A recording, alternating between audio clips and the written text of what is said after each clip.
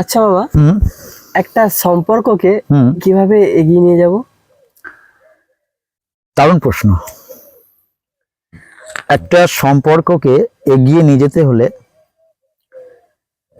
সম্পর্কে থাকা মানুষ দুটো সবসময় চায় যে সম্পর্কটা ভালো থাক, কিন্তু আমরা অনেক সময় ভুল করি কি, কিছু নেগেটিভ কাজ করে থাকি, কিছু নেগেটিভ চিন্তা ভাবনা করে থাকি, কিন্তু অনেক কিছু ভাবি।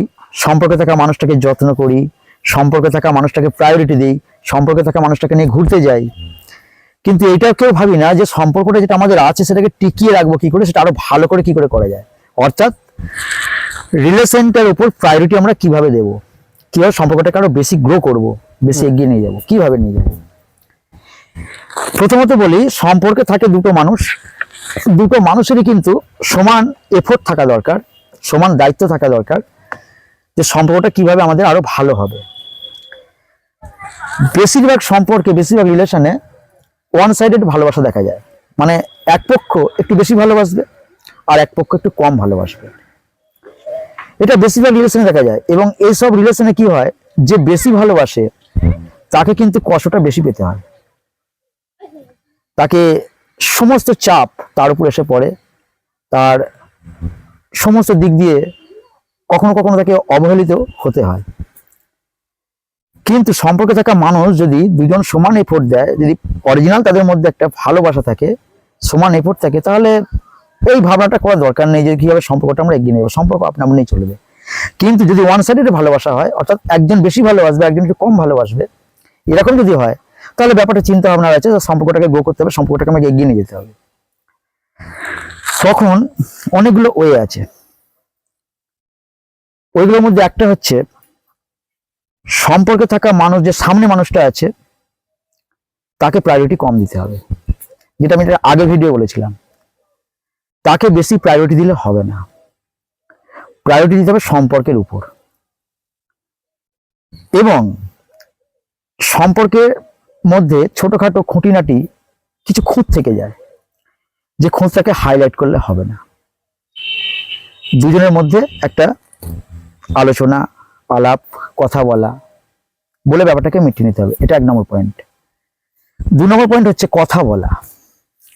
সম্পর্কে গ্রো করতে গেলে পরে অবশ্যই একটা মানুষের সঙ্গে একটা মানুষের কথোপকথন হতেই হবে।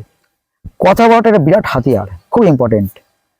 যদি তার সঙ্গে কথা না বলা হয়, যদি কথা বলা বন্ধ থাকে, নিয়মিত কথা যদি না হয়, তাহলে সে সম্পর্কটা চট করে এগিয়ে যায় না। তাহলে নিয়মিত কথা বলতে হবে। আবার এটাও মাথায় রাখতে হবে, খুব বেশি কথা বলা দরকার নেই। খুব বেশি কথা বললে যে সম্পর্ক ভালো থাকবে, কথা কম বলে সম্পর্ক খারাপ হয়ে যাবে, এটা নয়। যতটুকু প্রয়োজন একদম ইম্পর্টেন্ট যে বিষয়গুলো, সেগুলো তুলে ধরতে হবে। যে তুমি ফোন করে কোনো কাজ নেই, হ্যাঁ গো বেবি বা বাবু, সোনা, মনা, তুমি খেয়েছো, তুমি কালকে কখন ঘুমিয়েছিলে, কালকে কখন উঠেছিলে, বা তুমি কখন এটা করেছো, এইগুলো করার কোনো প্রয়োজন নেই। জীবনের যে চলার পথে ফিউচার নিয়ে আলোচনা করো, তোমার জব নিয়ে আলোচনা করো, তার সারাদিনটা কিভাবে কাটলো সেটা আলোচনা করো, কিন্তু কথাটা তাকে একটা কন্টিনিউ বলে যেতে হবে। সেটা বেশিক্ষণ, যে আমি রাত 9টার সময় ফোন ধরলাম আর রাত 12টায় ফোনটা ছাড়লাম, মানে আমাদের কথা হয়ে গেল, মানে সম্পর্ক স্ট্রং হলো, এটা নয়। এতে কি একটা প্রতিক্রিয়া আছে, মানে একটা খারাপ দিকও আছে। যখন তুমি তোমার পার্টনারের সঙ্গে প্রচুর কথা বলবে, তখন তোমার অজান্তেই তোমার দুর্বল জায়গাগুলো, যেগুলো হয়তো তোমার নয়, সেগুলো তুমি হাইলাইট করে তোমার পার্টনারকে বলে দিচ্ছ। অথবা তোমার সম্বন্ধে তোমার পার্টনারের কোনো কিউরিওসিটি থাকবে না, কোনো কৌতূহল থাকবে না, সে সব কিছু মানে বই পড়ার মতো তার হজম হয়ে যাবে। যে বেশি কথা বলা মানেই তুমি সম্পর্কটাকে স্ট্রং করছো, এটা নয়। বেশি কথা বলা মানেই অনেক সময় নিজের দুর্বলতাটাকে তুমি তাকে জানিয়ে দিচ্ছ, বুঝিয়ে দিচ্ছ। এরকম যদি কখনো হয়, তাহলে একটা ওয়ান সাইডেড ভালোবাসা তৈরি হয়ে যাবে। অর্থাৎ তুমি বেশি ভালোবাসবে, কিন্তু অপর দিক থেকে ভালোবাসার রিটার্নটা, এপরটা কম আসবে। তাহলে আমাদের কথা বলতে হবে, কিন্তু মেপে চুপে কথা কিন্তু বলতে হবে, সেটা কিন্তু মেপে চুপে। 3 নম্বর পয়েন্ট, প্রায়োরিটি। ওই মানুষটাকে, তোমার সামনে থাকা মানুষটাকে তার প্রাপ্য অনুযায়ী প্রায়োরিটি দাও, তাকে খুব বেশি প্রায়োরিটি দিতে যাও না। খুব বেশি প্রায়োরিটি যখনই দেবে, তার মনের মধ্যে একটা কি বলবো, তার মনের মধ্যে এমন একটা কিছু জন্মাবে যে নিজে খুব বড় ভাববে, নিজেকে একটা বড় মানুষ ভেবে নেবে। এবং ভাবতে ভাবতে তুমি যখনই তাকে প্রতিনিয়তই তাকে হাইলাইট করবে, তাকে হ্যাঁ তুমি জানো তো আমার থেকে অনেক বড়, তুমি আমার থেকে অনেক ভালো, তুমি আমার থেকে অমুক, তুমি আমার থেকে তমুক, আমি কোথায় তুমি কোথায়, এইগুলো যখনই বলবে তার মাথায় কিন্তু এগুলো ইনজেক্ট হবে। ইনজেক্ট হতে হতে সেও কখনো বিশ্বাস করে ফেলবে, হ্যাঁ সত্যি আমি খুব দামি মানুষ এবং আমি খুব মানে একটা বড় মানুষ, আমার মানে চারপাশে যে মানুষগুলো আছে আমাকে সেরকম ভাবেই দেখে। আমি যে এবার তার মনের মধ্যে এমন একটা এসে যাবে যে আমি বড় মানুষ, তুমি একটু ছোট মানুষ। যখনই তুমি তোমাকে একটু ছোট করে দেখতে শুরু করবে, তখন কিন্তু তোমার প্রতি প্রায়োরিটিটা সে কমাতে শুরু করবে।